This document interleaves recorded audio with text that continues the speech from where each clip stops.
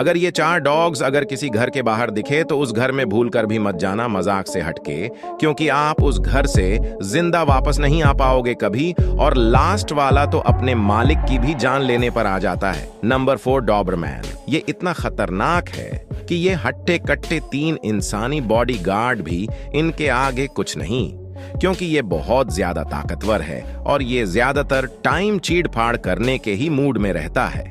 Number 2, कंगाल। ये इतना हरामी होता है कि आप इसके सामने 1 2 नहीं 7 या 8 वुल्फ को भी ला दोगे तो ये उनको फाड़ के रख